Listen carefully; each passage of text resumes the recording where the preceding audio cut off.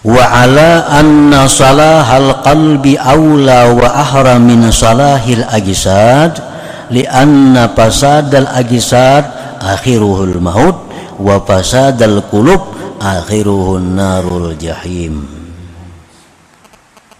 Hikmah ini juga membangunkan kita bahwa baiknya hati, nasihatnya hati lebih utama dari baiknya sihatnya tubuh, lebih utama.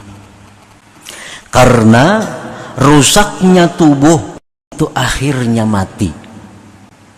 Tubuh kita nih berpenyakit akhirnya mati. Nah, habis sakitnya. Sedangkan rusaknya hati, nah itu akhirnya ada mati tapi menuju neraka jahanam atau neraka jahim. Nah, orang yang tubuhnya penuh dengan penyakit mati, ujung-ujungnya mati. Tapi kalau orang yang hatinya sakit, akhirnya hatinya mati, nah akan berlanjut kepada neraka jahim. Nah, oleh karena itu menjaga kesehatan batin, kesehatan hati, nah lebih dipentingkan dari menjaga kesehatan tubuh. Nah, para muhibbin rahimakumullah, contoh kita puasa. Nah, puasa itu kita menyiksa zahir, menahan makan, nah, menahan minum dan lain-lain. Ini menyiksa zahir. Tapi dilakukan itu untuk apa? Untuk kesehatan batin, kesehatan hati. Karena dengan puasa itu, nah hati kita bisa menjadi lebih sehat, hati kita bisa menjadi lebih baik. Nah, ini menunjukkan bahwa tuntunan agama menjaga kebaikan hati lebih diutamakan dari kebaikan jasmani atau tubuh. Fa'ilaju amradil qulub ahammu min ilaji amradil ajsad. Maka mengobati penyakit-penyakit yang ada di dalam hati itu lebih penting daripada mengobati penyakit-penyakit yang ada di tubuh kita.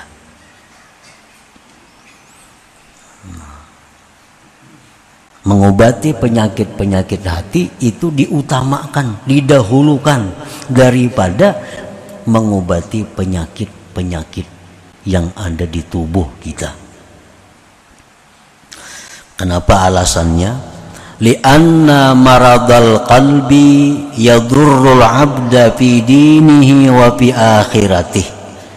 Karena penyakit hati itu merusak hamba baik agamanya dan akhiratnya. Bila hati rusak, otomatis agamanya rusak, akhiratnya berarti celaka. Wa amma maradul ajsad falaysa yadurrul insan illa fi dunya. Sedangkan penyakit tubuh tidak membahayakan manusia kecuali di dunianya.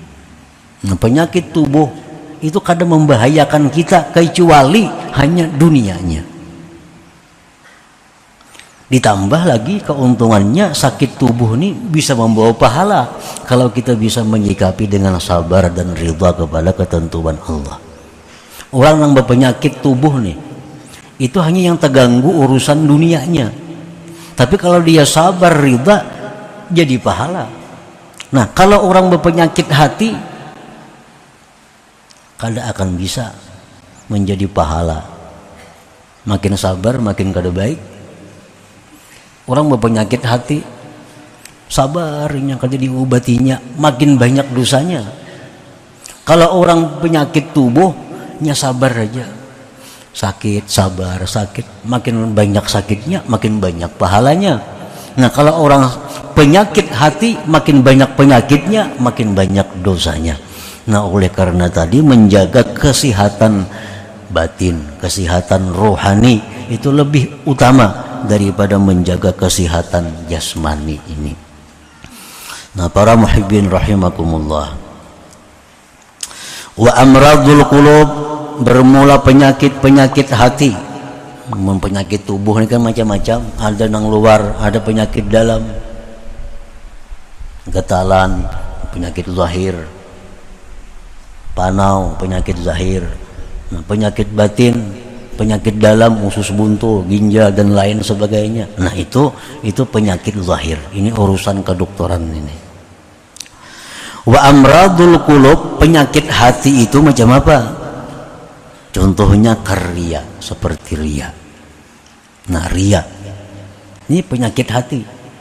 Ria ini artinya seseorang melakukan ibadah untuk dipuji oleh orang lain.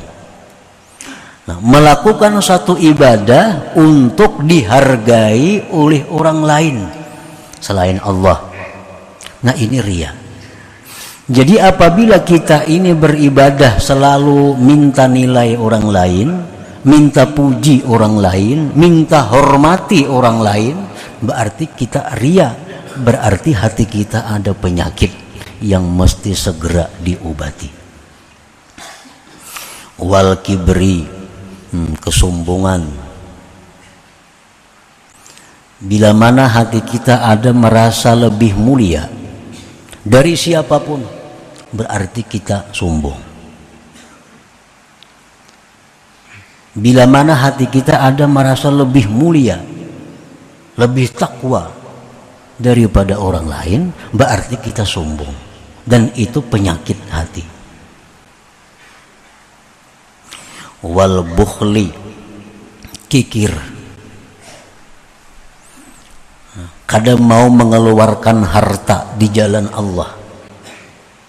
Nah, kadang mau enggan hatinya mengeluarkan harta di jalan Allah. Jalan Allah ini artinya yang sifatnya pahala. Membantu orang itu jalan Allah. Maulah masjid, bangun masjid, jalan Allah. Nah, silaturahmi, memberikan sumbangan itu menggunakan di jalan Allah. Nah, wal bukhli, bakhil, hatinya itu enggan mengeluarkan harta di jalan Allah. Nah, bila mana macam itu berarti hatinya ini ada penyakit. Wasyuhi, syuh ini lebih jahat lagi daripada bakhil. Kalau bakhil itu biasanya seseorang kadang mau mengeluarkan hartanya, tapi kadang masalah kalau orang lain yang mengeluarkan hartanya. Nah ini bakhil. Yang penting ampunnya jangan keluar, ampun orang biar aja keluar terus ada bapak. Nah ini bakhil. Kalau syuh ini inya kada kapingin, kada hendak mengeluarkan hartanya, dan kada katuju orang mengeluarkan hartanya. Ini biasa umumnya banyak berlaku lin nisa, perempuan-perempuan. Ini banyak perempuan-perempuan nih nang bacari laki. Si laki menggunakan duit di jalan Allah, kada katuju si bini nih. Duit seorang kada. Nah, jadi laki sosial kada katuju, apalagi dirinya seorang kada katuju. Nah ini banyak di kalangan bini-bini nang soh nih. Sudah seorang pamalar, laki sosial ditangati. Ini banyak yang terjadi.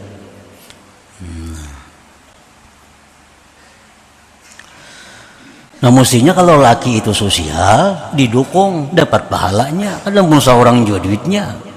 Ini kada ditangati. Jangan segan ninggali anak, jangan segan ninggali itu. Nah, amun tantu kau meninggali. Nah jadi soh ini kalau ada dalam diri, ini penyakit hati.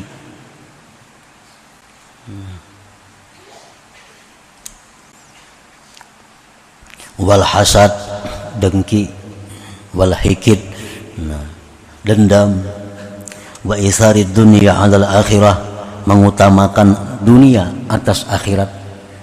Nah ini contoh-contoh penyakit hati. Nah kayak tadi juga di awak kita ada penyakit paru-paru, ada penyakit jantung, ada penyakit lambung, macam-macam. ada rematik, asam urat. Nah ini penyakit hati macam-macam juga, macam-macam juga. Tak karena komplikasi bagi kiamat sudah ini. Mana dendam orangnya, mana pahirian, mana penyumbungnya pulang. Nah ini komplikasi. Ini opnama ini opnama kada kawa.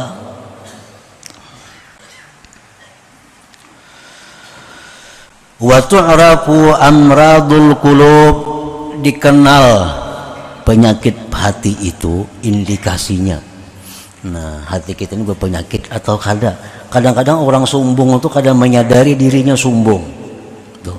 Orang yang ria kadang-kadang menyadari bahwa dia itu ria. Orang kikir kadang menyadari dia kikir. Nah untuk itu diperlukan ada tanda-tanda yang menunjukkan penyakit hatinya itu. Wa tu'rafu amradul qulub, dikenal, diketahui penyakit hati itu pertama bitakasul anit taat. Nah malas berbuat taat, kulir berbuat taat itu, kulir berbuat taat. Padahal kada ada halangan, kada ada rintangan. Jakanya sembahyang tuh 2 rakaat tuh kada ada halangannya, kada ada rintangannya. Orang bangun tengah malam tuh melihat main bola. Ini pukul 2, pukul 3. Subuh kena ke masjid lagi tuh. Nah, jaka pukul 3 tuh ada sembahyang 2 rakaat, 4 rakaat, tapi kada kawa. Nah, takasul anit taat, malas. Berarti ada penyakit hati tadi. Ima sombong kah, kikir kah, dendam kah, apakah? Malas daripada taat.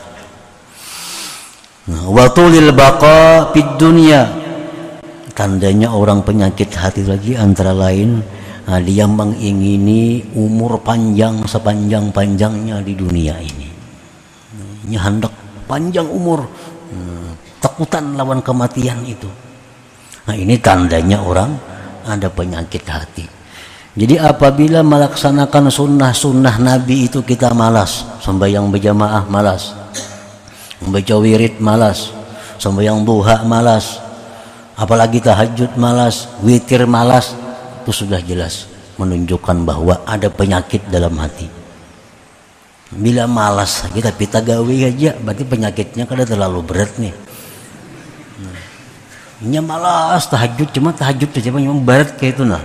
Nah ini masih ringan penyakit. Tapi kalau kada kawa sama sekali, nah ini berat. Mungkin ada sombongnya nang berat, riaknya nang berat. Ibadah itu kita kadang-kadang bisa berat, nah bisa ringan. Bisa ada gairah, ada rajin. Ada yang malas. Nah. Jadi selama ibadah itu kita bersemangat, selama ibadah itu dilakukan dengan rajin, itu menunjukkan bahwa hati kita sehat. Hati kita sehat. Kalau ada penyakit ringan. Penyakit ringan. Jadi wa tu'rafu amradul qulub, dikenal itu penyakit hati tadi dengan takasul anit taat, malas daripada taat, wa hubbi tulil baqa fid dunya, kepingin panjang hidup dalam dunia, wa asbahi dzalik, dan seumpama demikian min awsafil mu'ridin anillahi ta'ala, daripada sifat-sifat orang yang berpaling dari Allah Subhanahu wa ta'ala.